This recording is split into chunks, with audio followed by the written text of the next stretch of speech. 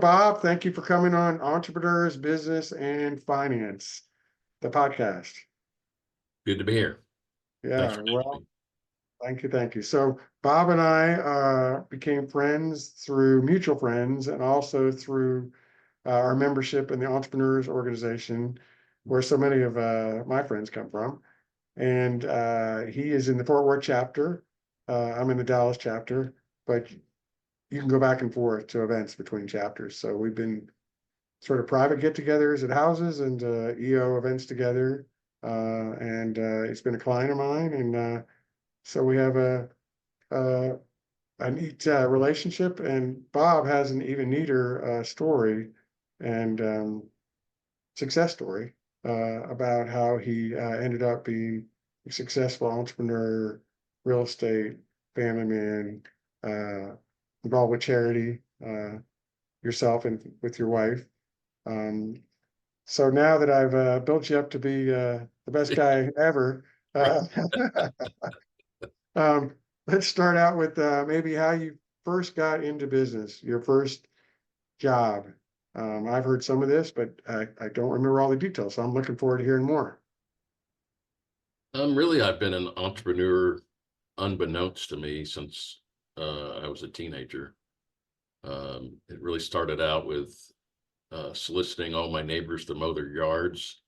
It was more than I could mow, so I'd hire my friends for a few dollars less a yard and make the cut. And my mom sat me down one day and said, that's not right.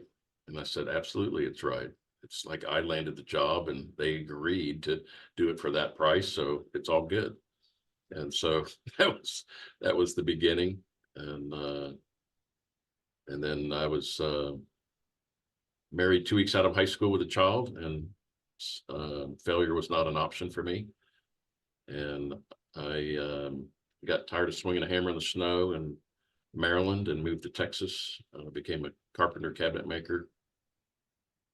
Got fired from my cabinet making job for talking about starting our own business because our paychecks bounced every Friday.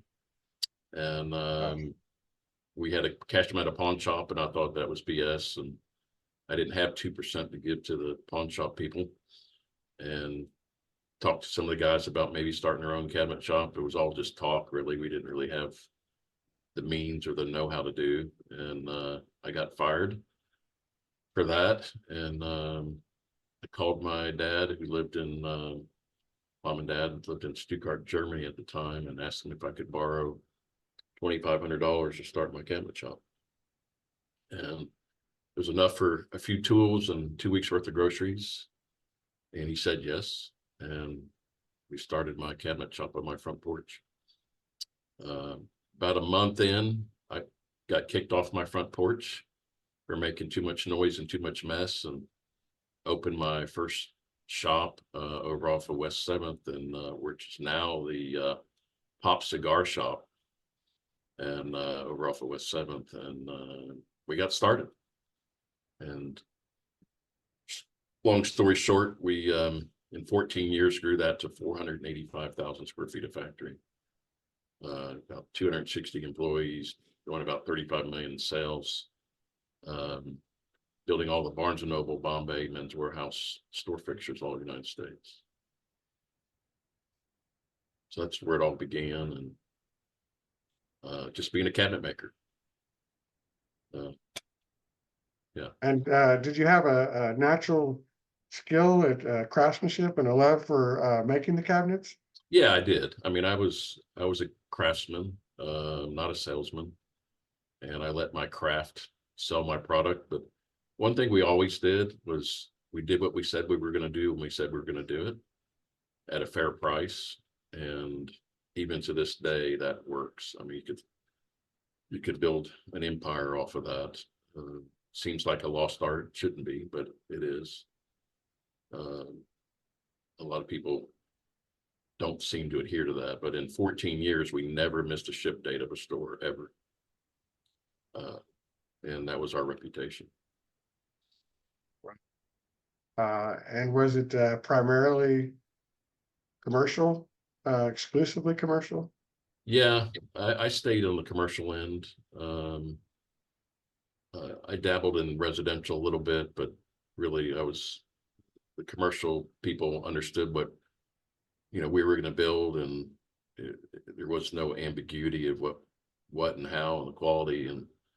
Uh, and then luckily we landed Bombay Company first, a big national company based out of Fort Worth, and that took us national. And we were building just local stores for them, and I shared with them that I could build these for them across the country and save them a lot of headache. And they shared with me that, well, Bob, we couldn't afford to ship a store of fixtures across the country. And I said, oh, yes, you can. Let me show you how. And showed them how they could do that and maintain quality, maintain on-time delivery, which is all the things they were dealing with. And so what was happening for them was their design was being bastardized because they had to give in on quality or timing, or because these stores had to be open. And so we were able to help them in a significant way with that. Not too long after that, they said, hey, Bob, can you do stockroom shelving? And we said, yeah, we can do stockroom shelving. And I had 2 guys building stockroom shelving 2 shifts a day for 10 years, just for Bombay. And then they said, can you do the doors and hardware? I said, yep, I can do the trim and molding too. And oh, by the way, we can build a storefront. And so what happened was we ended up building the store in our shop, packaging it and shipping it to a location, and the GC would put it together. And we took that concept to Men's Warehouse, Store of Knowledge, Hollywood Video, Blockbuster Video, and then eventually Barnes and Noble. What everybody I've talked to so far on the entrepreneur side has always talked about near misses or failures,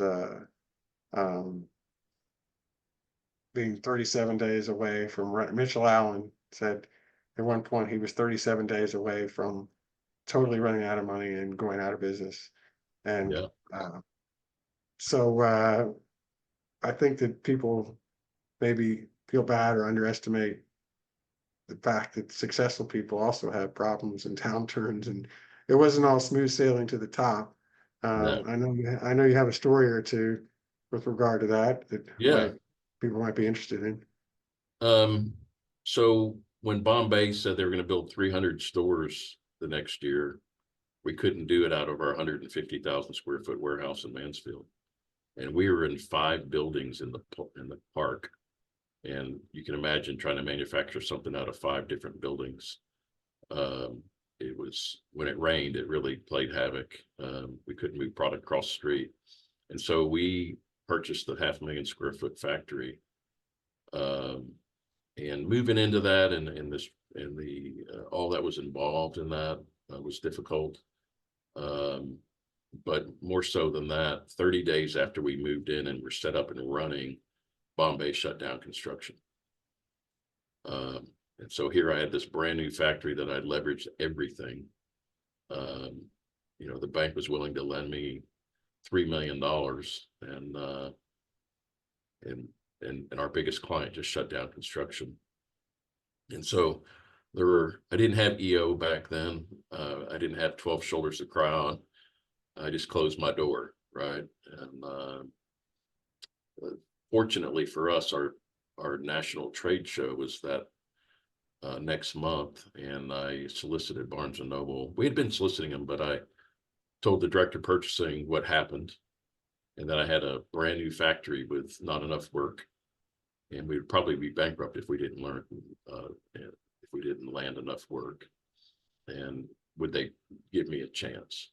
And they did. They gave me 2 stores. Unfortunately, they delivered the same week, so it was 7 tractor trailers per store.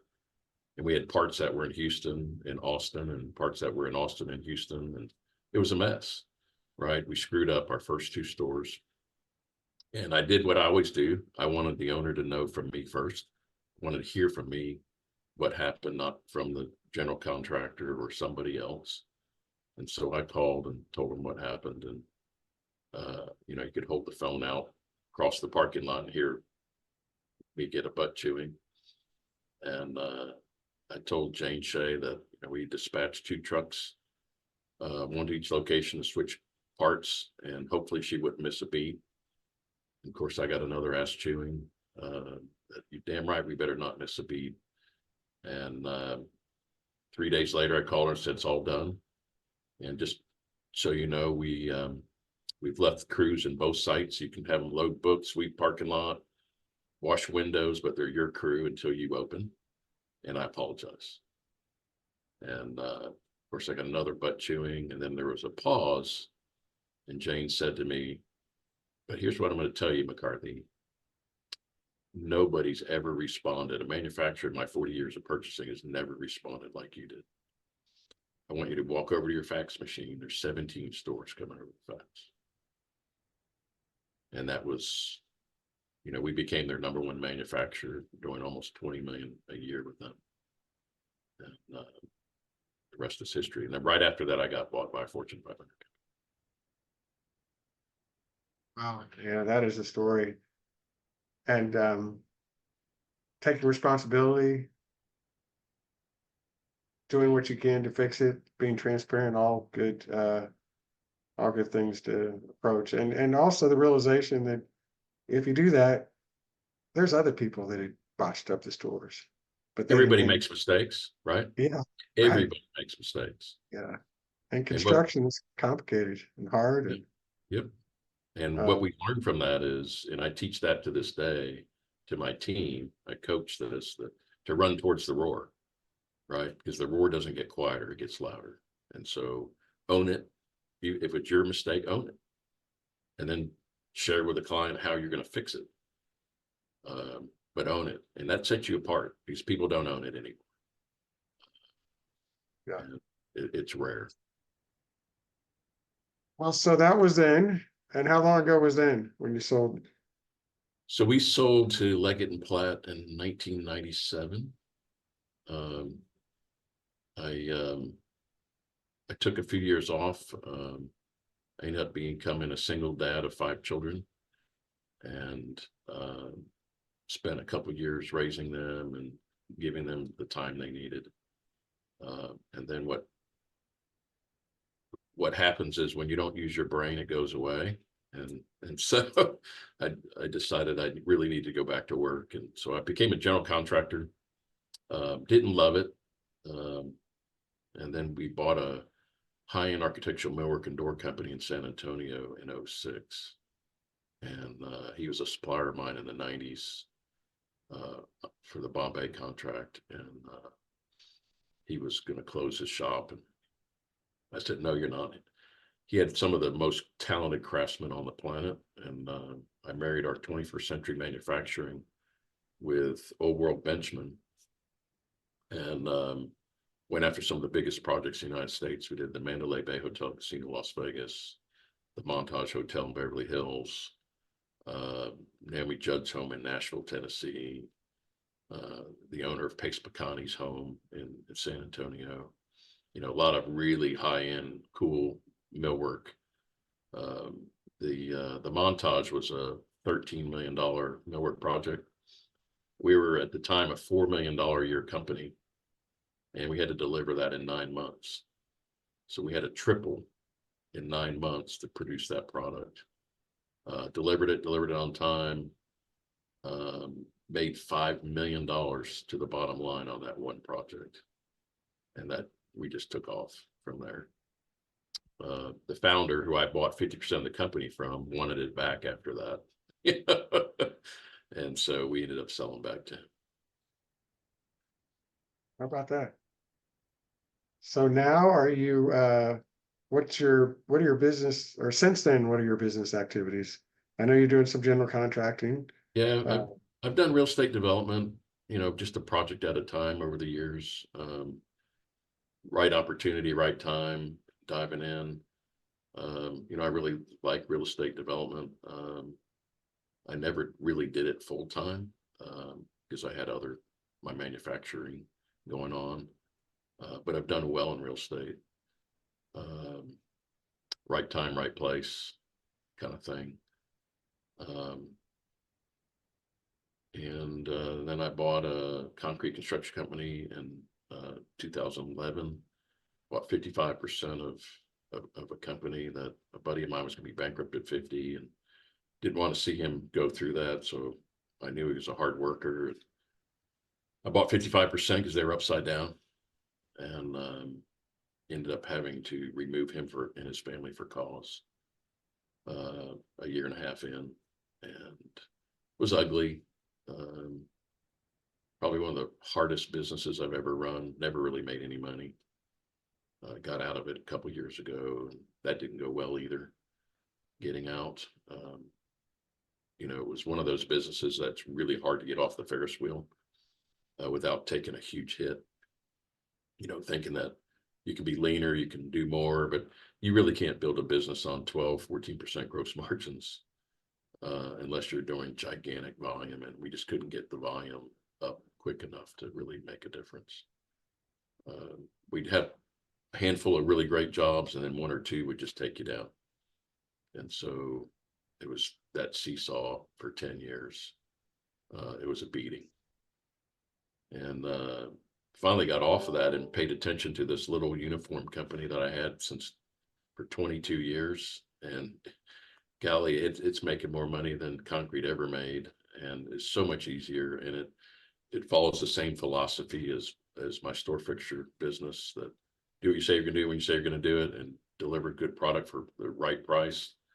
And we've grown from $1.8 million in 3 years to $12 million in sales. And it's just a good business. And so, to do it again, I would have gotten off that concrete Ferris wheel sooner. I should have, because what happens is it sucks up all your oxygen to do anything else when you're not making money. So, yeah. Well, and I know, maybe to wrap up, I know that firsthand that you and your wife are involved with a charity, I'll call it, I don't know, 501c3 in downtown Fort Worth, because we had an EO event there. And why don't you talk a little bit about that? Because I think that's a really neat thing, among many neat things and kind things and godly things that you do. Yeah. I mean, we're big believers in giving back, that all of what we've accomplished and is not ours, it's his. And our creators, and when you live life that it's not yours, you live life different, I think. And I learned a long time ago that can't outgive the good Lord, and it just comes back in spades. I mean, it's just it's amazing to watch how all that works. And so we've been involved in a number of 501c3s. Some we created ourselves, some we sit on the boards for. Our most recent was getting some friends together and getting enough money together to put a down payment on a 23-acre ranch in Aledo to address teenage mental health and suicide. As some of us know, that the number one cause of death between 11 and 21-year-olds is suicide in the United States. And we lost a neighbor of ours, lost his 12-year-old son to suicide. And we was like, we can't sit around just watching anymore. We got to do something. We got to try something. And so we created Branch to Hope Community Center in Aledo. My wife's involved on the board with Sonny James writing ministry, horseback riding for girls that have been abused.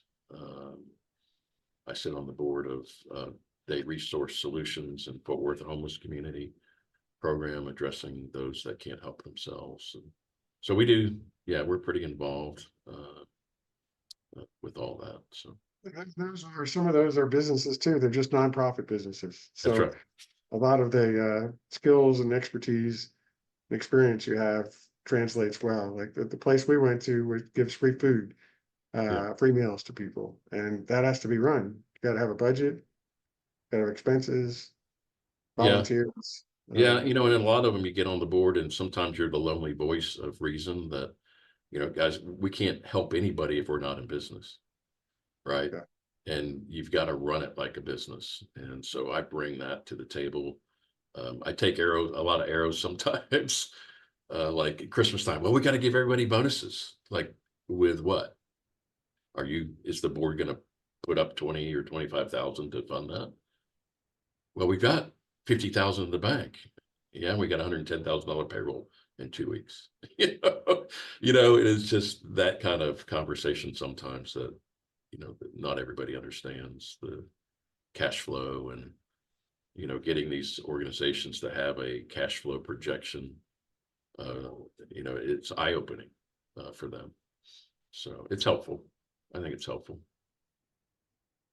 I know it's helpful. I've seen it firsthand. So thank you for doing that. Thank you for coming over on the show. Yeah. And thank you for being a friend. And Yeah. I know I will talk to you and see you soon, maybe Thursday night. All right. Sounds good, bud. Take care.